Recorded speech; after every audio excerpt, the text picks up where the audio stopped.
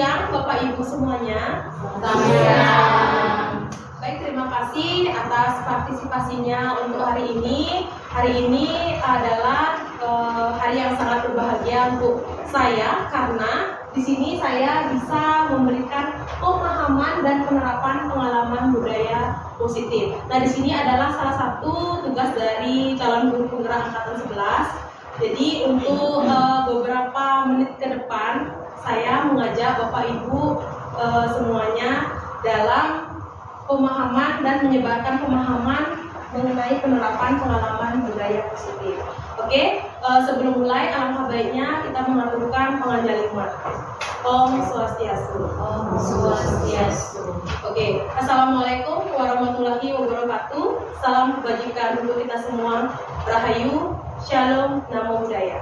Oke, jadi untuk sebelum memasuki materi hari ini, alangkah baiknya mungkin ada yang sudah mengetahui apa sih itu mengenai budaya positif.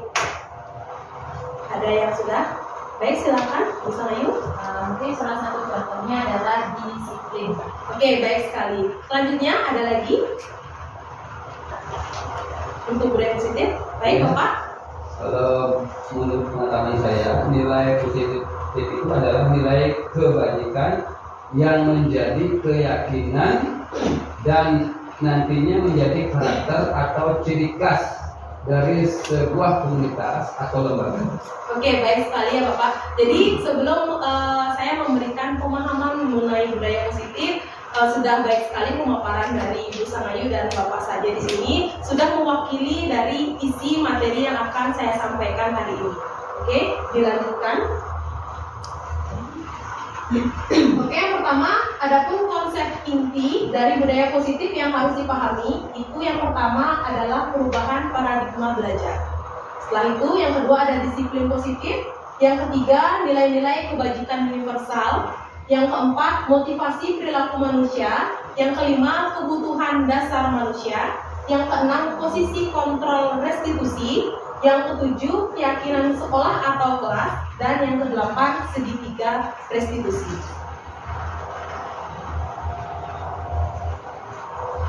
Nah, untuk yang pertama, perubahan paradigma belajar.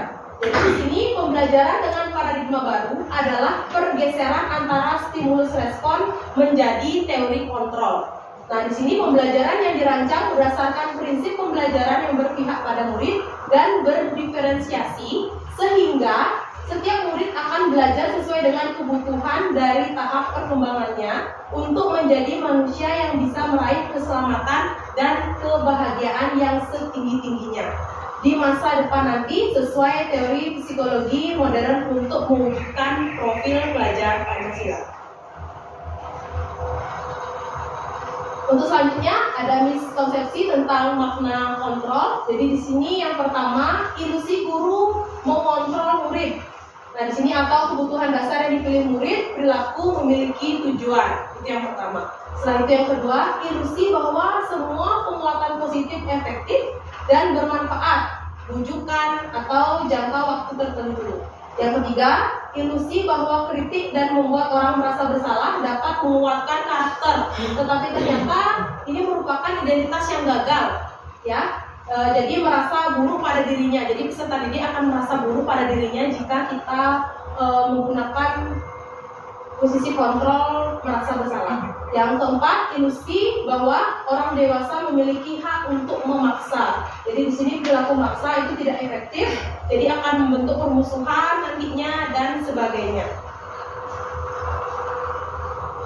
Selanjutnya, mengubah paradigma stimulus respon ke pendekatan teori kontrol. Nah, jadi untuk stimulus respon di sini ada realitas atau kebutuhan kita seperti apa. Setelah itu semua orang melihat hal yang sama.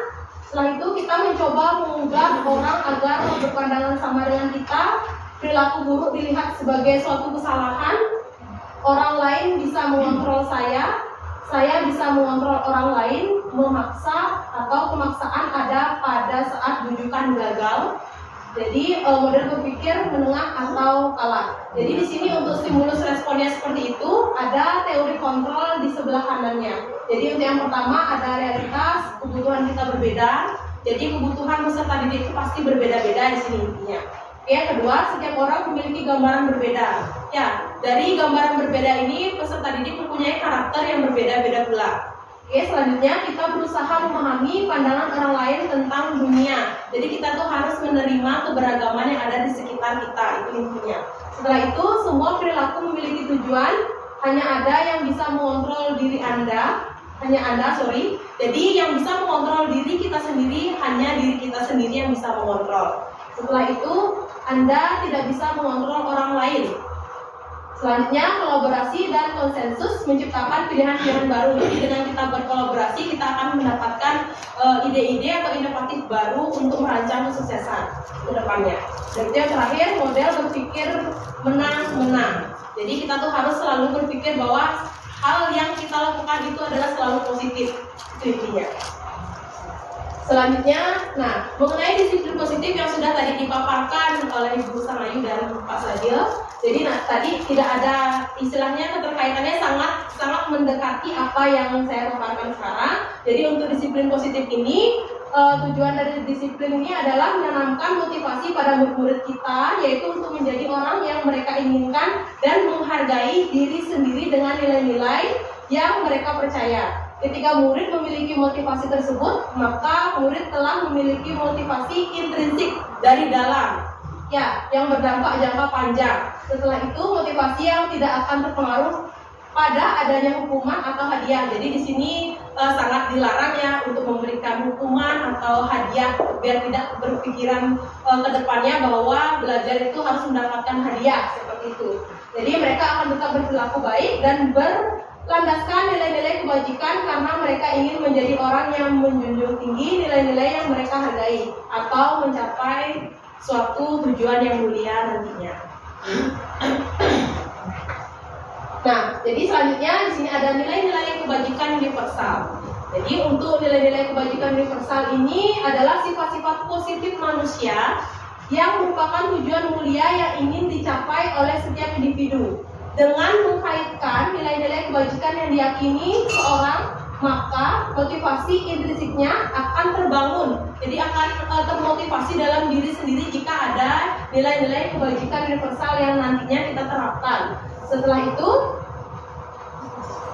sehingga menggerakkan motivasi dari dalam untuk mencapai tujuan mulia yang diinginkan. Salah satu nilai-nilai kebajikan yang ingin dicapai oleh setiap anak Indonesia kita kenal dengan profil pelajar Pancasila yang terdiri dari 6 elemen yang sudah berlaku dan sudah berlangsung sebelumnya. Oke, selanjutnya, di sini ada contoh-contoh nilai kebajikan dari berbagai institusi. Jadi untuk profil pelajar Pancasila di sini sudah kita terapkan beberapa tahun kebelakang ini sudah kita terapkan dari profil pelajar Pancasila nilai-nilai kebajikan yang sudah kita terapkan dan murid juga sudah menerapkannya. Jadi di sini ada 6. Yang pertama beriman dan bertakwa kepada Tuhan Yang Maha Esa. Setelah itu mandiri, bernalar kritis, berkebinekaan global, gotong royong dan kreatif. Ya. Jadi untuk 9 pilar karakter di sini ada yang pertama yang ada dalam diri ya, nilai-nilai kebajikan, cinta Tuhan dan segenap ciptaannya. Jadi kita selalu mempunyai keyakinan bahwa kita memiliki agama untuk masing-masing umat beragama. Untuk yang kedua, kemandirian dan tanggung jawab. Yang ketiga, kejujuran, amanah atau diplomatis. Yang keempat, hormat dan santun. Yang kelima, dermawan, suka menolong dan gotong royong. Percaya diri, kreatif dan bekerja keras. Yang ketujuh, kepemimpinan dan keadilan. Yang kedelapan, baik dan rendah hati. Yang kesembilan, toleransi, kedamaian dan kesatuan. Jadi 9 nilai-nilai ini sudah tertanam dalam diri setiap manusia. Ya, jadi di sini bagaimana tinggal kita menerapkannya, bagaimana kita mengadopsi, bagaimana kita mengaplikasikan untuk lingkungan sekitar kita. Oke, di sini selanjutnya ada beberapa pertanyaan yang mengacu ke nilai kebajikan. Jadi yang pertama itu ada hadir di sekolah 15 menit sebelum pembelajaran dimulai. Nilai kebajikan yang dituju adalah, oke, silakan Pak Tut. Menurut saya untuk nilai kebajikan yang ditinjau. Ditinjau adalah yang pertama itu ada disiplin. Oke, baik sekali. Kemudian yang kedua itu ada rasa tanggung jawab. Ya, benar sekali. Yang terakhir mandiri. Oke, nah jadi nilai kebajikan ini dari dalam diri itu tidak hanya satu saja. Ya, jadi dalam satu kasus atau suatu masalah, dalam terlambat mungkin salah satunya di sini. Jadi banyak nilai-nilai kebajikan yang sudah dilanggar dan harus diperbaiki seperti itu. Oke, baik sekali Pak Suhardito, terima kasih. Selanjutnya untuk yang kedua, bergantian atau bergiliran saat mengganti baju olahraga. Jadi di sini nilai kebajikan yang dituju itu, baik Bu Sastra? Bergantian atau bergiliran saat mengganti baju olahraga, nilai kebajikan yang dituju adalah disiplin dan mandiri. Ya. Jadi di sini untuk bergantian atau bergiliran saat mengganti baju olahraga, jadi di sini lebih dominan ke disiplin, memang disiplin waktu. Setelah itu kemandirian dan budaya mengantri seperti itu. Ya, jadi nanti bisa ditambahkan nilai-nilai yang sudah ada dan sudah dipaparkan tadi ya. Oke, dilanjutkan.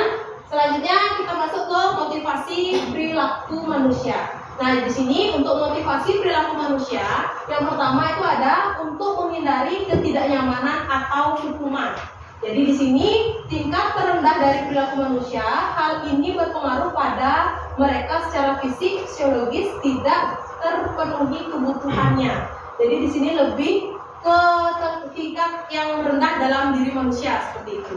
Untuk yang kedua, untuk menjadi orang yang mereka inginkan dan menghargai diri sendiri dengan nilai-nilai yang mereka percaya. Jadi di sini merupakan motivasi yang akan membuat seseorang memiliki disiplin positif karena motivasi perilakunya bersifat internal bukan eksternal.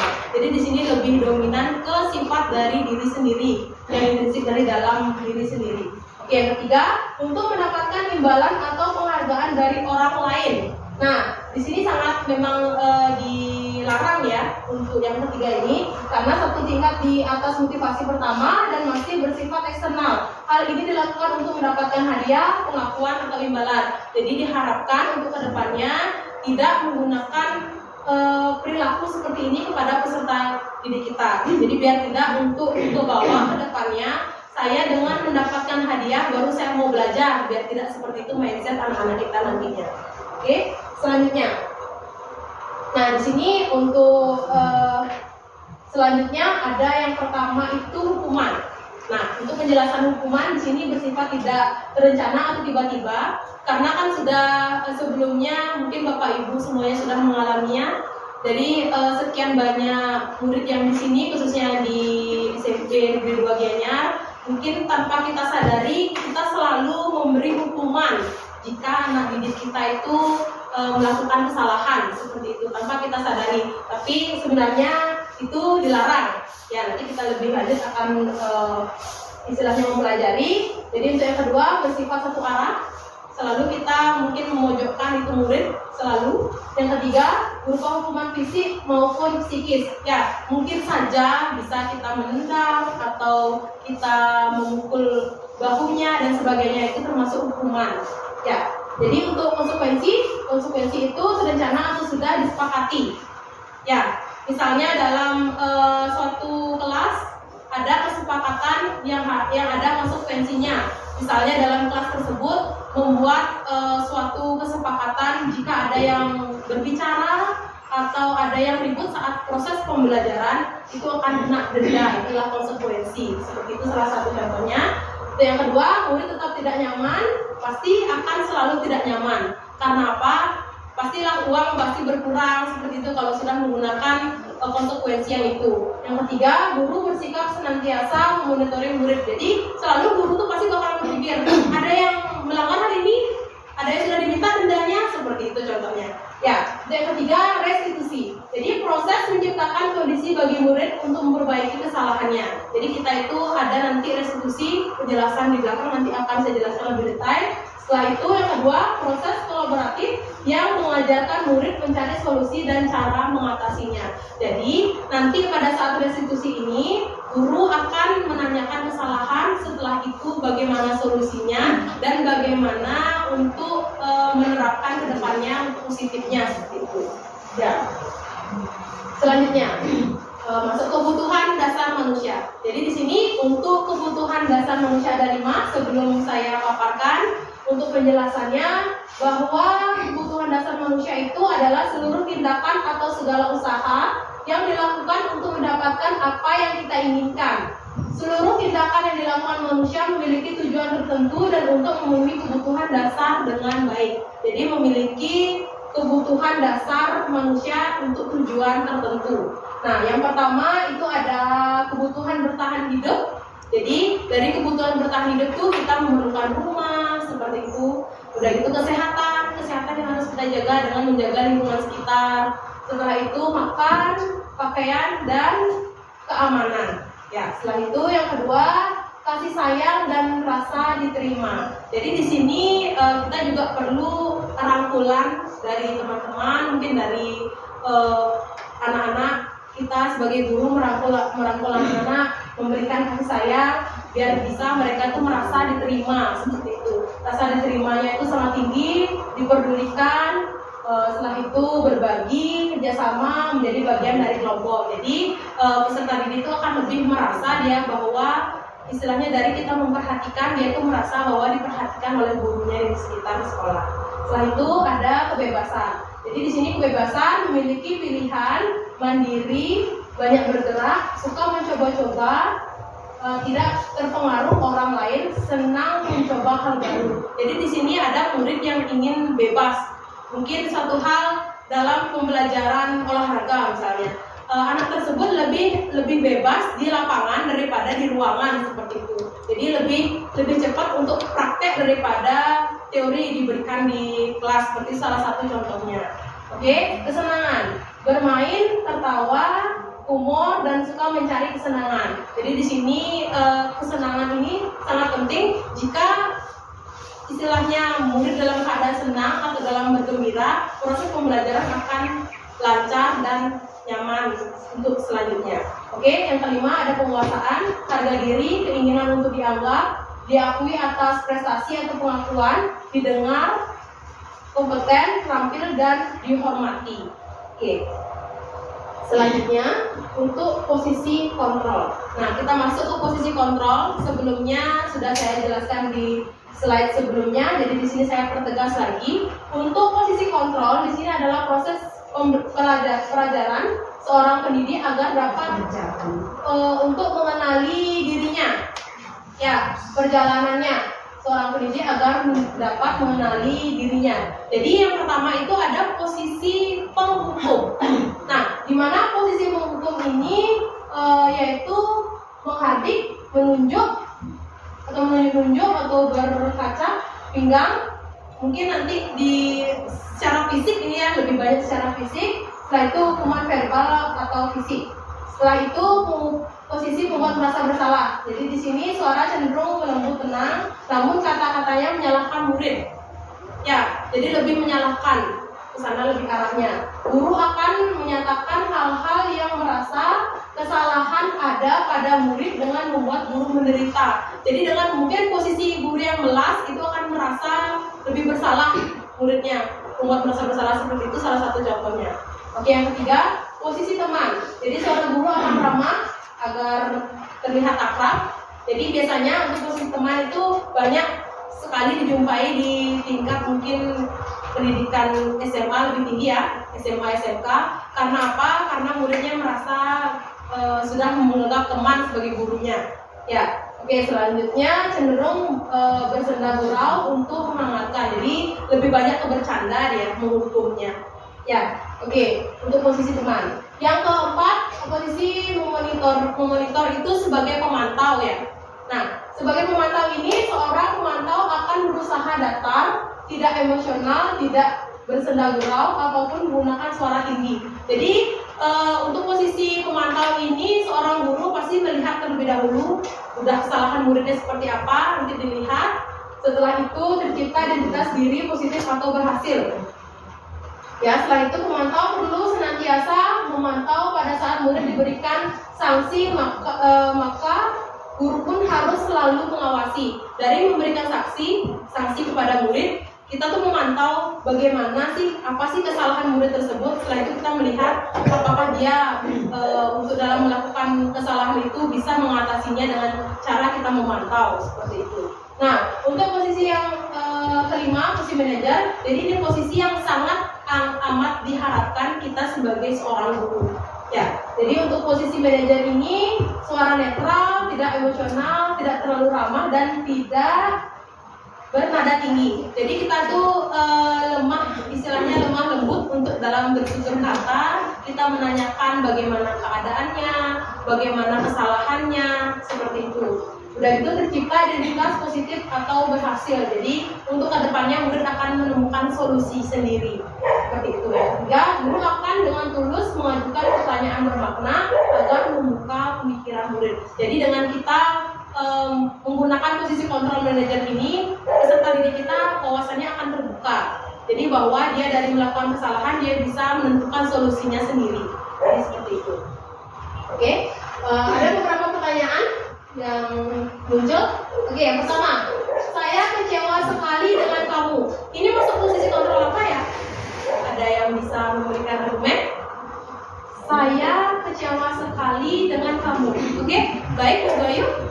Saya kecewa sekali dengan kamu. Menurut saya itu masuk ke posisi pembuat merasa bersalah. Oke, baik sekali. Karena di sini terlihat ya, saya kecewa sekali dengan kamu. Pasti dengan forum wajah yang sedikit memelas kepada peserta didik. Jadi itu lebih berpusat ke pembuat merasa bersalah. Oke, baik sekali. Terima kasih. Selanjutnya ada pertanyaan yang kedua. Ayolah lakukan demi saya. Oke, Bu Mega. Ayolah lakukan demi saya. Menurut saya itu posisi sebagai pemantau. Oke, jadi di sini untuk ayolah lakukan demi saya lebih dominan ke posisi teman ya, karena kita itu lebih terarah ke kata-kata yang merangkul. Ya, seperti itu. Terima kasih Ibu Mega. Untuk yang ketiga, apa rencanamu untuk menyelesaikan masalah ini? Apa rencanamu? Oke, baik Bu Desa. Menurut saya apa rencanamu untuk menyelesaikan masalah ini ada di posisi manajer. Ya, tepat sekali. Jadi dari pertanyaan apa rencanamu untuk menyelesaikan masalah ini nadanya yang datar. Jadi kita menanyakan kepada peserta didik, nanti untuk selanjutnya akan menimbulkan solusi dari peserta didik tersebut. Oke. Selanjutnya dari posisi kontrol kita lanjut ke keyakinan kelas. Dari keyakinan kelas, di sini mengapa keyakinan kelas? Mengapa bukan peraturan kelas? Mungkin ada yang bisa memberikan argumen. Bu Desa mungkin bisa memberikan argumen. Kenapa keyakinan? Kenapa tidak peraturan? Keyakinan itu sesuatu menurut saya sesuatu yang dibentuk secara bersama-sama. Sedangkan peraturan itu dibuat oleh satu orang yang harus ditaati oleh semua. Oke, baik. Terima kasih untuk Desa. Benar sekali. Jadi keyakinan ini dibuat oleh peserta didik. Setelah itu diyakini dan dijalankan oleh peserta didik tersebut. Nah, kalau untuk peraturan benar sekali. Peraturan itu peraturan yang sudah ada kita berikan ke peserta didik dan peserta didik tersebut yang menerapkannya. Ya, kurang lebih seperti itu. Oke, dari pembentukan keyakinan kelas di sini yang pertama keyakinan kelas itu bersifat abstrak ya. Jadi di sini bebas peserta didik yang mengungkapkan pendapat di sini. Apa sih keyakinan kelasnya mereka seperti itu. Untuk yang kedua, keyakinan kelas berupa pernyataan-pernyataan universal seperti nilai-nilai kebajikan universal tadi yang sudah saya tayangkan. Bisa seperti itu, misalnya disiplin, menjaga lingkungan sekitar, seperti itu salah satunya. Oke, yang ketiga, pernyataan keyakinan kelas senantiasa dibuat dalam bentuk positif, selalu dalam kata-kata positif. Misalnya, tidak boleh membuang sampah sembarangan. Ya, itu tidak boleh menggunakan kata-kata seperti itu bukan kata-kata positif. Ya, yang kata-kata positif itu buanglah sampah pada tempatnya. Ya, itu salah satu untuk pernyataan keyakinan kelas. Setelah itu, yang keempat, keyakinan kelas tidak terlalu banyak sehingga mudah diingat dan dipahami oleh semua warga kelas. Jadi, kita tidak membuat seperti peraturan yang ada berbagai macam peraturan yang harus dijalankan, tapi untuk keyakinan membuat sekecil mungkin agar diingat seterusnya. Oke, selanjutnya keyakinan kelas sebaiknya sesuatu yang dapat diterapkan di lingkungan sekolah. Jadi tidak boleh yang diterapkan di rumah dibawa di sekolah karena keyakinan kelas. Seperti itu. Oke, selanjutnya semua anggota kelas ikut berkontribusi dalam membuat keyakinan kelas lewat curah pendapat. Jadi nanti mungkin bisa Bapak Ibu terapkan di kelas, memberikan post-it, memberikan mereka untuk menulis lalu ditempel ke depan, kita kelompokkan apa yang lebih kata-kata yang mendasar untuk keyakinan kelas tersebut kita kelompokkan dan kita sepakati jadikan satu seperti itu untuk keyakinannya. Selanjutnya bersedia meninjau kembali keyakinan kelas dari waktu ke waktu. Jadi jika ada peserta didik kita atau murid yang tidak melakukan keyakinan kelas yang sudah disepakati, mungkin ditinjau lagi. Apa sih keyakinan kelas yang sudah kita sepakati? Mungkin apa konsekuensinya atau bagaimana ke depannya kalau misalnya tidak melakukan keyakinan kelas atau meyakini keyakinan kelas kita. Oke, selanjutnya kita masuk ke segitiga restitusi. Nah, di sini segitiga restitusi itu salah satu pemahaman untuk bagaimana kita memposisikan posisi kontrol kita sebagai manajer. Nah, jadi untuk segitiga restitusi ini, segitiga restitusi merupakan suatu proses dialog yang dijalankan oleh guru atau orang tua agar menghasilkan murid yang mandiri dan bertanggung jawab. Jadi di sini bisa diterapkan di rumah, bisa diterapkan di sekolah untuk segitiga restitusi. Oke, jadi untuk segitiga restitusi di sini ada 3. Untuk yang pertama menstabilkan identitas, setelah itu validasi kebutuhan, dan yang ketiga menanyakan keyakinan. Jadi setelah kita menstabilkan identitas, menanyakan apa permasalahannya, setelah itu kita validasi kebutuhannya. Setelah memvalidasi, kita menanyakan keyakinan sudah sesuai tidak dengan keyakinan kelas yang ada di kelas tersebut. Nah, jadi di sini sudah ada segitiga restitusinya. Selanjutnya penjelasan lebih detailnya. Untuk yang pertama, menstabilkan identitas. Nah, di sini menstabilkan identitas berdasarkan prinsip membuat kesalahan adalah bagian dari proses pembelajaran. Guru berperan menggeser identitas murid dari identitas gagal ke identitas sukses. Ya, karena kita posisi manajer yang kita gunakan di sini lebih mengarah ke peserta didik yang sukses.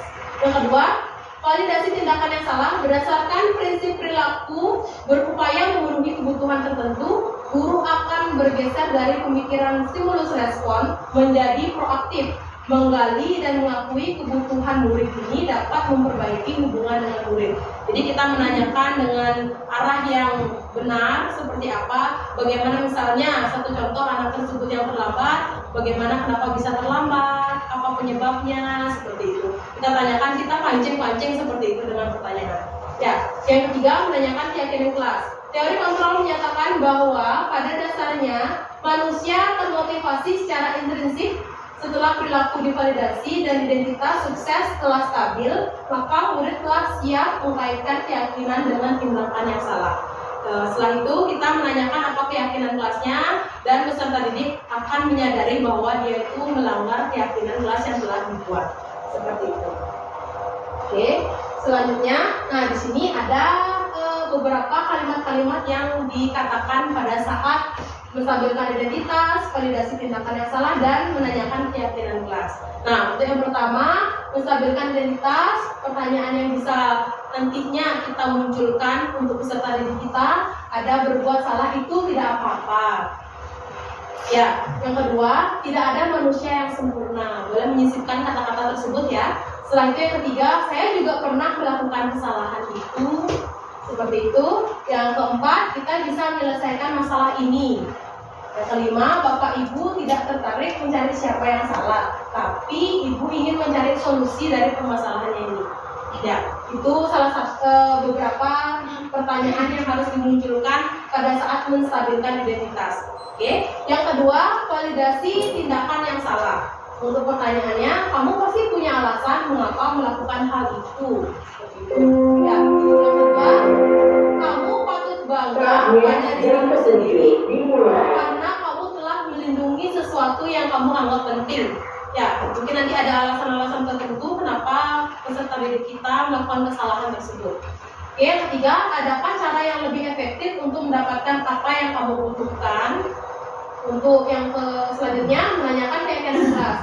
Apa kamu ingat kesepakatan kelas yang kita sepakati? Ya, jadi kita menanyakan kembali apa sih kesepakatan atau keyakinan yang sudah kita kesepakati untuk proses pembelajaran di sekolah seperti itu. Yang kedua, apa nilai-nilai umum yang telah kita sepakati? Setelah itu, kamu mau jadi orang seperti apa?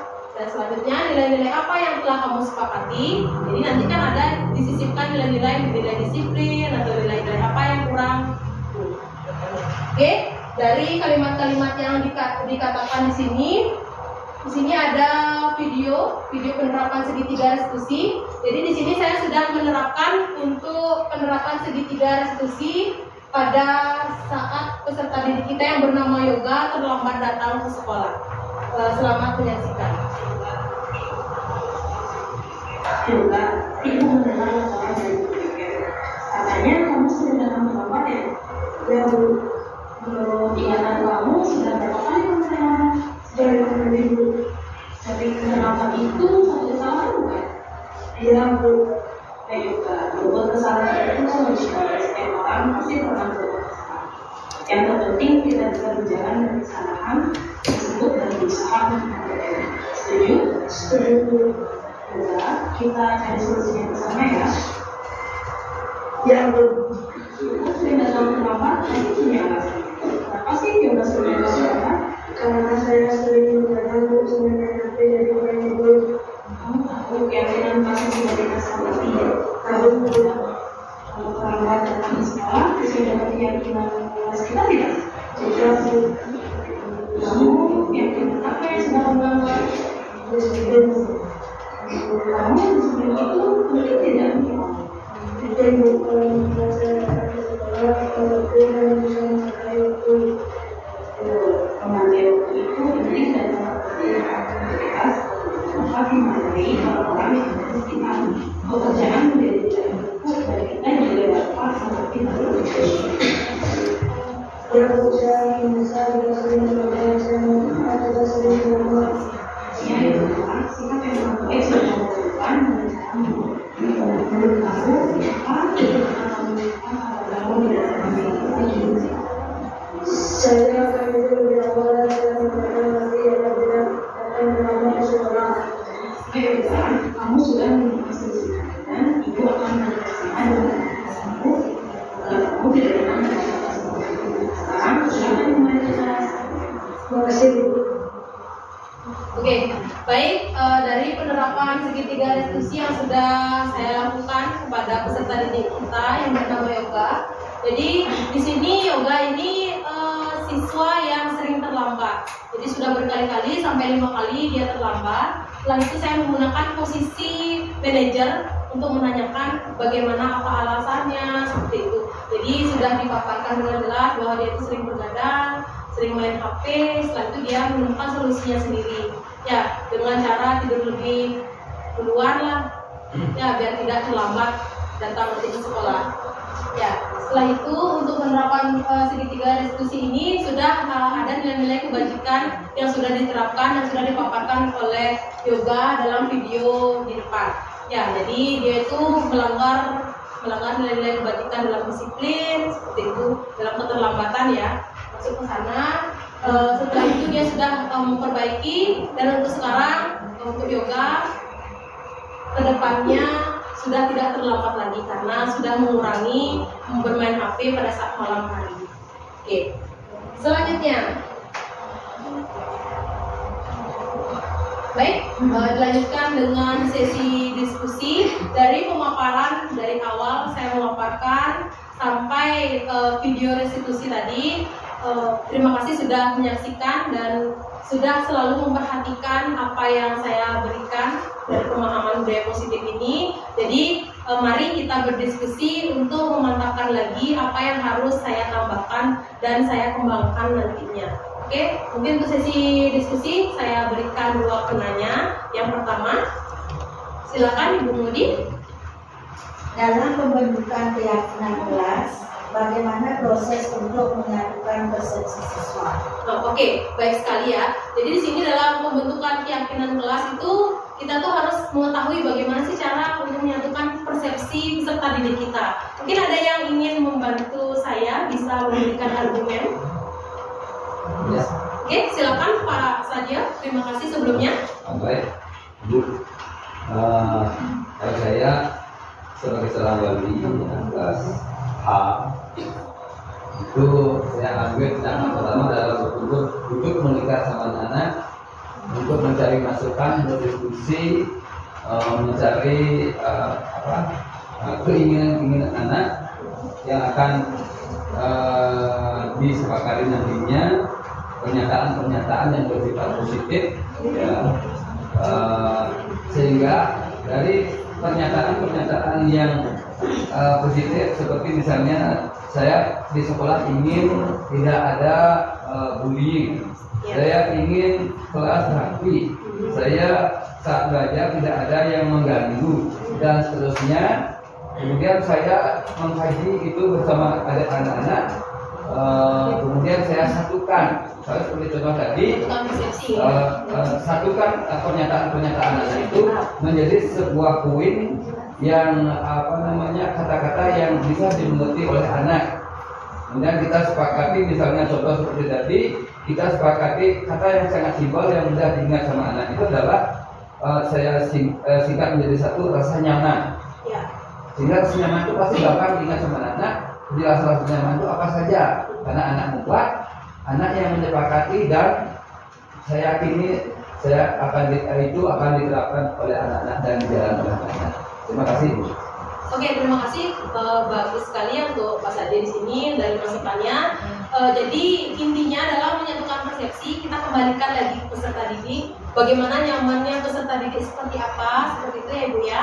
Jadi nanti kita sepakati apa yang mau kita yakini untuk kelas tersebut. Jadi dari satu persepsi itu ada lagi satu kata-kata mungkin yang seperti Pak Sadi bilang tadi, bagaimana menyatukan rasa nyaman di kelas. Dari kata-kata rasa nyaman itu peserta didik pasti sudah muncullah istilahnya pemikirannya, oh rasa nyaman. Jadi rasa nyaman itu banyak persepsi, tidak hanya nyaman dalam belajar, tidak nyaman dalam tutur kata seperti itu. Ya, jadi itu salah satu yang sudah diterapkan oleh Pak Sadia. Terima kasih sekali. Dan itu untuk jawabannya sudah saya lengkapi lagi. Mungkin ada yang ditanyakan lagi, Bu? Tidak. Oke, sudah. Terima kasih ya, Ibu. Oke, selanjutnya untuk penanya yang kedua. Oke, silakan untuk Ibu Lady. Terima kasih atas waktunya. Yang ingin saya tanyakan, bagaimana jika peserta didik itu lupa dengan keyakinan kelasnya? Kan mengingat banyak poin-poinnya. Yang belajar. Terima kasih. Oke, jadi sebelum saya tambahkan, mungkin ada yang ingin membantu saya di sini. Oke, Bu Sangayu. Mungkin kita bisa mengingatkan kembali pada siswa tersebut, atau karena tadi dikatakan banyak poin-poinnya, lebih konkret lagi kita bisa mengajak melihat ke kelas. Nanti setelah kesepakatan kelas terbentuk kan ada listnya dicetak bersama, kemudian ditempel di kelas. Jadi butir yang sekian loh yang melanggar tulisan. Oke, baik sekali Bu Sangayu, sudah sangat tepat. Jadi di sini mengkaji ulang atau melihat kembali bagaimana keyakinan kelas tersebut, dan bisa juga disisipkan yang disampaikan oleh Pak Sadia tadi, bahwa kita tuh harus memberikan istilahnya berasumsi kepada siswa bahwa kelas itu kita tuh harus memiliki kelas yang nyaman seperti itu. Dari kelas yang nyaman, peserta didik itu pasti akan berpikir nyaman itu banyak istilah secara global ya, banyak yang harus dia yakini untuk posisi nyaman yang ada di kelas seperti itu. Jadi dengan menggabungkan atau menjadikan satu persepsi untuk itu bisa mempermudah peserta didik supaya tidak lupa dengan keyakinan kelas. Seperti itu, Bu. Jadi ada yang ingin ditanyakan lagi? Oke, terima kasih. Sangat-sangat motivasinya sangat-sangat membangun sekali bagi saya di sini ya. Jadi nanti jika ada kendala untuk di lapangan langsung bisa saya atasi dengan berbagai cara yang sudah Bapak Ibu berikan masukan hari ini. Oke, selanjutnya terima kasih untuk pertanyaannya.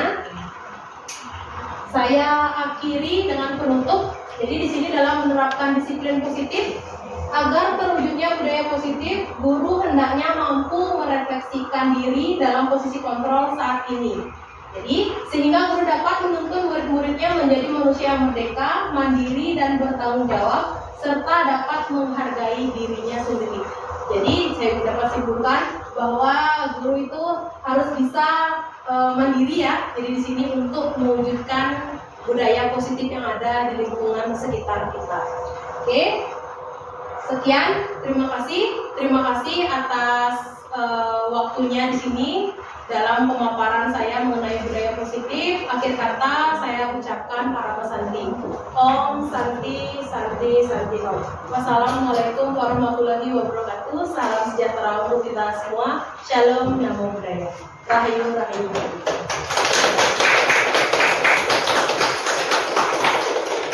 40 menit.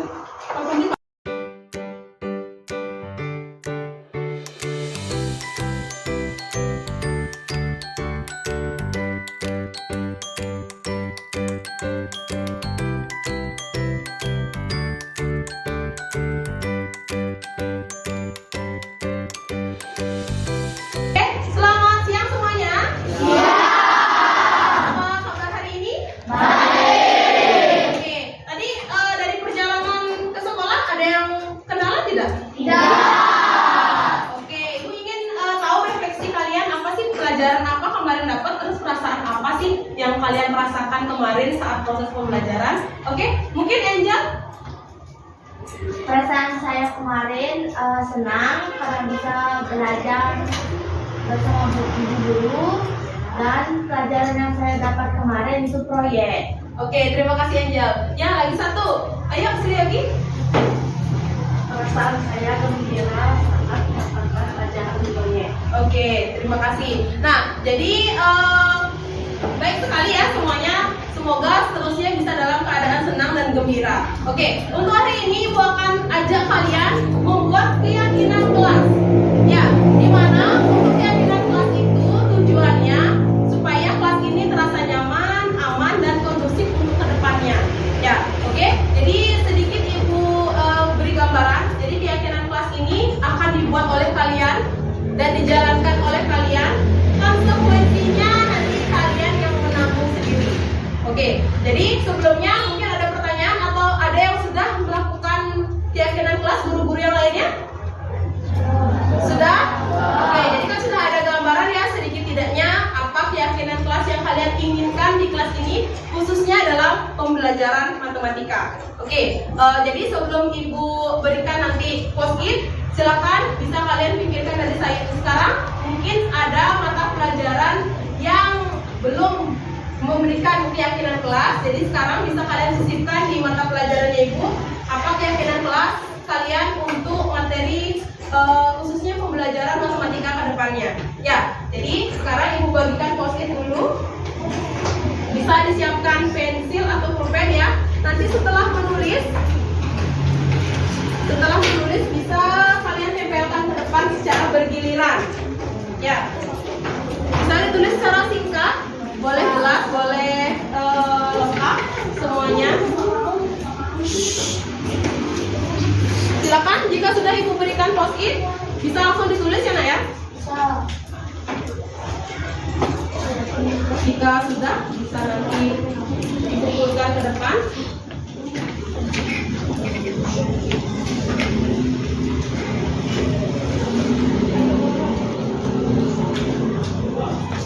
Silakan yang sudah bisa ditulis Nak.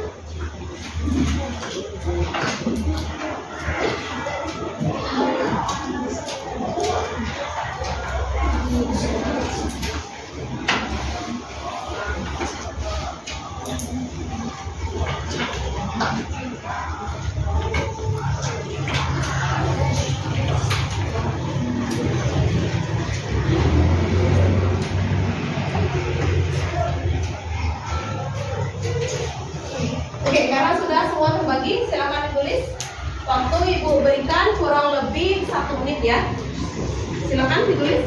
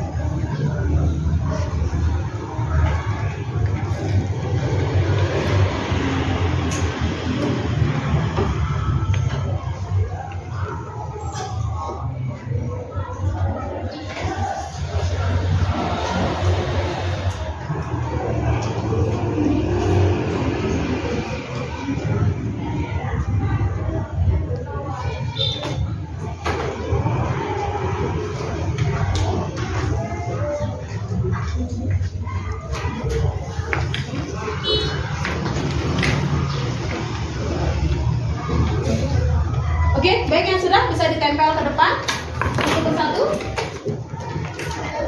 Silakan tempel satu persatu. Kalau bisa diurutkan ya, diajarin ya. Oke, bisa? Sekalian langsung. Oke, tempel. Rapiin ya. Kita langsung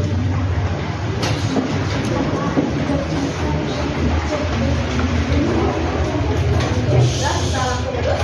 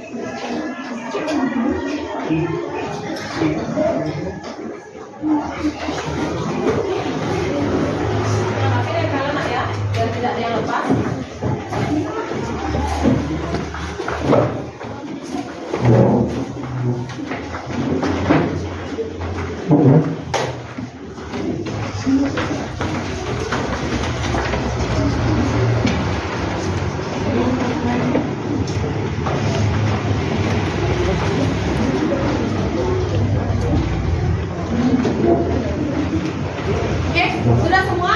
Oke, Ibu baca di sini ya, satu persatu.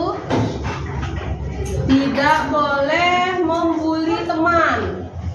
Oke, tidak boleh bermain HP di sekolah. Harus tertib di kelas. Dilarang mengeluarkan HP saat jam pembelajaran kecuali Bapak Ibu guru menyuruhnya. Oke, jadi di sini Ibu akan kelompokkan ya. Untuk yang pertama, dilarang mengeluarkan HP. Ibu kelompokkan dulu paling kiri. Dilarang mengeluarkan HP. Tidak boleh memainkan HP. Boleh memainkan HP. Setelah itu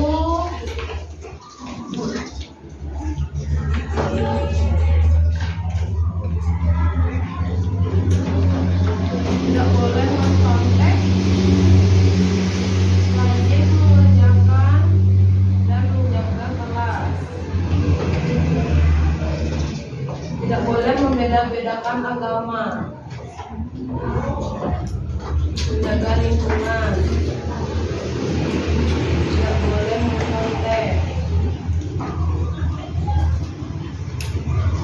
Oke, selanjutnya semua teman disiplin saat semua pembelajaran.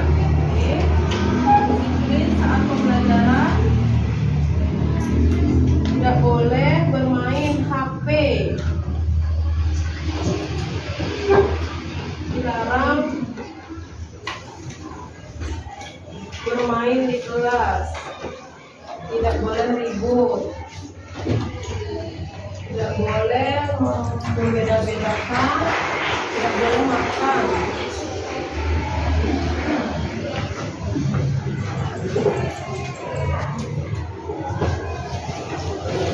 Tidak boleh bermain HP. Ini banyak orang ya yang tidak boleh main HP ya. Harus dijalankan ya nak ya. Tidak boleh makan di kelas.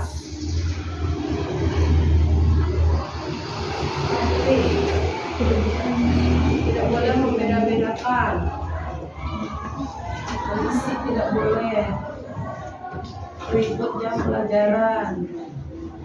Dilarang makan di kelas. Tidak berisik. Tidak boleh main HP. Sopan.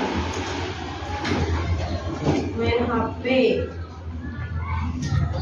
Disiplin.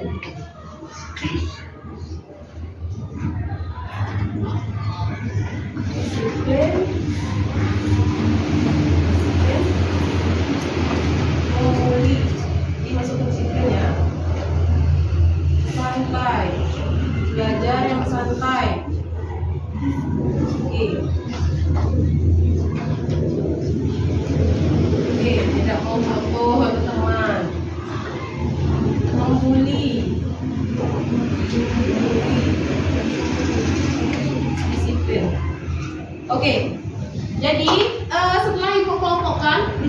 sebagian besar menjaga lingkungan, disiplin, setelah itu belajar dengan santai dan gembira. Oke, jadi kesepakatan yang kita untuk keyakinan kelas untuk pembelajaran matematika khususnya. Jadi yang pertama itu kita sepakati bahwa keyakinannya yaitu disiplin.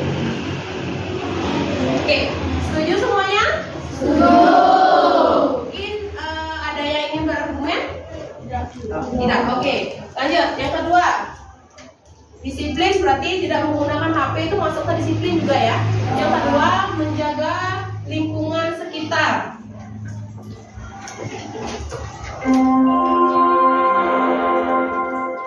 Saatnya jam keempat dimulai. Oke, menjaga lingkungan sekitar. Oke, selanjutnya tidak boleh membuli berarti menjaga perkataan atau sopan santun. Ya.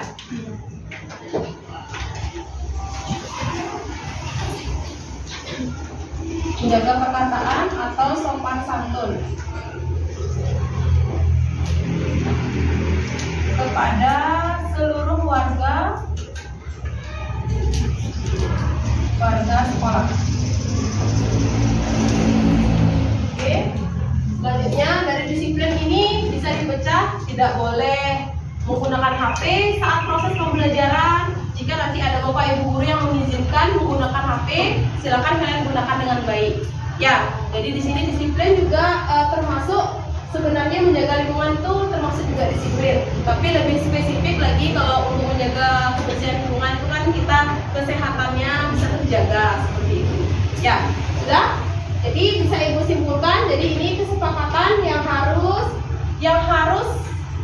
kalian yakini ya untuk kedepannya dari proses pembelajaran matematika. Mungkin ada yang ingin ditanyakan? Tidak. Oke, bagaimana perasaan kalian untuk hari ini?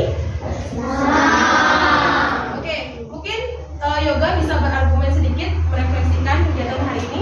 Silakan, Lirik. Saya belajar matematika dan terasa senang. Ya, semoga untuk kedepannya selalu senang dan gembira ya Yoga ya. Oke, terima kasih Yoga. Oke, selanjutnya yang lainnya mungkin ada yang ingin merefleksikan untuk kegiatan hari ini. Tasya, silakan. Saya sangat senang dan gembira belajar matematika. Oke, jadi untuk kedepannya Ibu harap selalu seperti ini ya. Tidak ada yang merasa sedih atau kecewa dalam proses pembelajaran. Jadi nanti dari proses pembelajaran akan ada video-video pembelajaran dan juga game-game seru nantinya yang akan kalian dapatkan di proses pembelajaran matematika. Oke, sekian untuk keyakinan kelas kita hari ini. Bisa nanti kita lanjutkan ke proses pembelajaran selanjutnya ya. Oke, akhir kata Ibu ucapkan terima kasih kalian sudah mengikuti dan menulis keyakinan kelas kita dalam proses pembelajaran matematika untuk kedepannya. Ya, jadi ini berlaku untuk 1 tahun ke depan dari proses kalian pembelajaran dalam pengumpulan tugas, dan Ibu harapkan semuanya bisa mengikuti dengan tertib dari hal-hal yang sudah kalian tulis di depannya. Ya, jadi tidak hanya kalian menulis di depan, tidak hanya menulis saja, jadi kalian harus menerapkan dengan baik. Jadi nilai-nilai yang harus kalian terapkan untuk kedepannya. Ya, jadi di sini untuk menciptakan suasana yang aman, nyaman dan kondusif untuk proses pembelajaran khususnya di pembelajaran matematika. Oke, sekian dari Ibu. Terima kasih sudah berpartisipasi di sini dan Ibu akhiri dengan sekian dan terima kasih. Oke, silakan. Bisa tepuk tangan mungkin.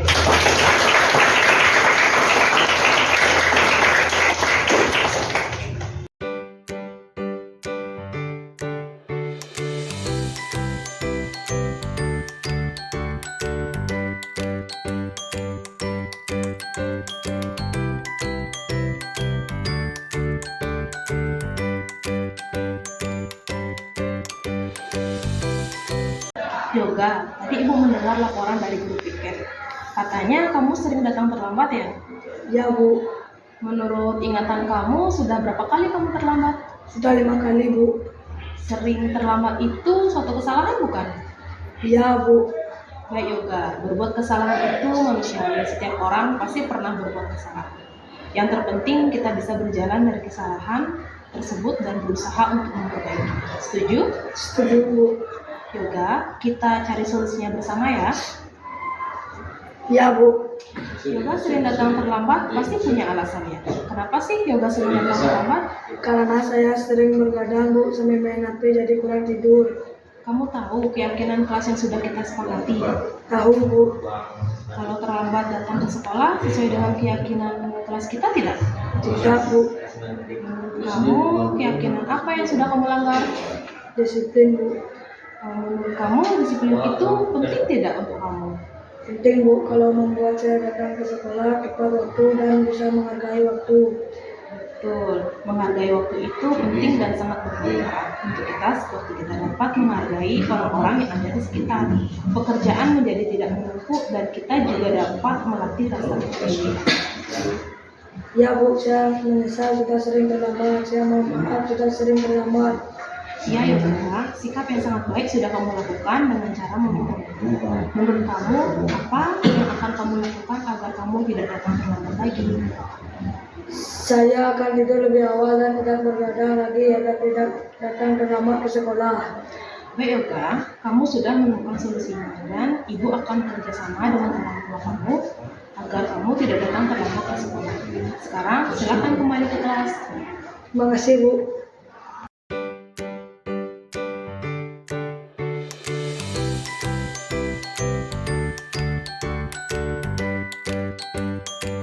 Om Swastiastu, selamat siang. Nama saya Sang Ayu Agung Sri Pertamiati. Saya adalah guru bahasa Inggris di SMP Negeri 2 Gianyar. Hari ini saya mau mengucapkan terima kasih banyak kepada Bu Eka karena dari pemaparan materi yang diberikan Bu Eka, saya mengetahui satu hal baru yaitu tentang kesepakatan kelas. Nah, untuk berikutnya perasaan saya, seperti saya katakan tadi, saya senang sekali mendapat pengetahuan baru dan untuk kedepannya saya berencana untuk melakukan ini di kelas yang saya ajarkan. Karena selama ini kan kita hanya memberikan list peraturan-peraturan kepada siswa, ada yang tidak diikuti, ada yang juga diikuti, namun mungkin harapan saya dengan kesepakatan kelas ini karena didasari oleh keinginan bersama, jadi harapannya adalah semuanya mengikuti kesepakatan kelas tersebut. Terima kasih Bu Eka. Om Santi Santi Santi Om. Om Swastiastu. Saya Iwayan Sadio, guru salah satu guru IPS di SMP Negeri 2 Gianyar. Saya sangat beruntung ikut diseminasi makalah yang dibawakan oleh Eka yang berjudul Disiplin Positif. Di sini saya yakini saya akan menerapkan teori-teori itu khususnya tentang segitiga restitusi, yaitu pada posisi manajer. Itu sangat humanis, itu sangat menarik untuk saya terapkan nanti ke depan. Terima kasih. Om Santi Santi Santi Om. Om Swastiastu, selamat siang. Nama saya Ninyoman Sastraningsih. Saya mengajar bahasa Inggris untuk kelas 7. Hari ini saya ingin menyampaikan bahwa pengalaman budaya positif ini sangat bermanfaat, disampaikan oleh Bu Eka Aryani dengan sangat baik sekali. Dan perasaan saya merasa apa yang disampaikan sangat bermanfaat, dan tindak lanjut yang akan saya lakukan adalah saya akan mengaplikasikannya atau menerapkannya dalam proses belajar mengajar di kelas. Terima kasih. Om Santi Santi Santi Om.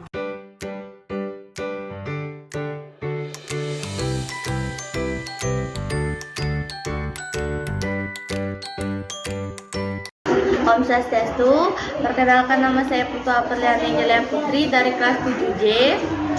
Perasaan saya hari ini sangat senang sekali karena diajak Ibu Eka untuk membuat keyakinan kelas. Tujuannya agar memiliki kelas yang aman dan nyaman. Terima kasih Bu Eka. Om Santi Santi Santi Om. Swastiastu, nama saya Jasmine dari kelas 7J. Hari ini saya sangat senang dan seru karena hari ini Bu Eka mengajak kami untuk membuat keyakinan kelas. Keyakinan kelas ini bertujuan untuk membuat kelas kondusif, aman, dan nyaman. Terima kasih Bu Eka karena telah mengajak kami untuk membuat keyakinan kelas. Swastiastu, perkenalkan nama saya Iwayan Sandi Prayoga, saya dari kelas 7J. Saya terasa senang karena diajar Bu Eka membuat keyakinan kelas. Om Santi Santi Santi Om. Om Swastiastu, nama saya Yoga, kelas 7G. Terima kasih Ibu Guru. Saya senang sekali berdiskusi dengan Ibu Guru untuk menemukan solusi atas kesalahan yang telah saya lakukan. Saya tidak akan bergadang lagi supaya tidak terlambat ke sekolah. Om Santi Santi Santi Om.